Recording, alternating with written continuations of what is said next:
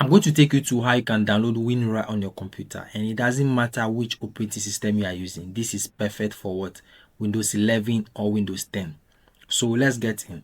Now I'm going to go to my preferred browser. So I'm going to open Chrome. Remember, any browser at all you use will work. So I'm going to search for what? WinRAR download. So when I click on WinRAR download, you are going to see the official website for WinRAR, which is what? www.winrar.com. I'm going to put this link in the description in case you don't see it. But once you search this, you should see it right here. So you click on this. Now it's going to take you to the website. Now you have the option to download the latest version, which is what? The 64-bit. So I'm going to what? Click on this.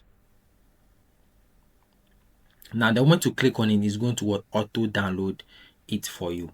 Now in case you also want to download any specific version, you can also what? Scroll down here and what? Choose the version you want. So right now you see you have all versions. You can downgrade to any version, 7.20, 7.13, depending on the version that you want to download. You can select that version right here. Once download is done, you just go to what? Your download file, then you what? Double click on it to install. Now you can see I already have a WinRAR file here. So let's see after installing if this extension will change. So I'm going to double click now and install my file. So I'll go yes, and what? You just have to look at the terms and conditions. So I'll click on install. So these are the default selected extensions that what you can use with WinRAR.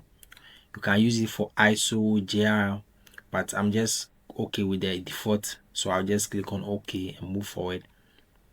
Then I'll just what? Click on done. Now installation is done successfully. So you can see my file here has now changed to the WinRAR extension. So let's say I want to extract this.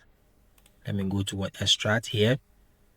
Now this file is able to extract for me successfully. So this is how to download and install WinRAR on your computer. If this video is helpful, don't forget to like and subscribe for more videos like this. See you in another video.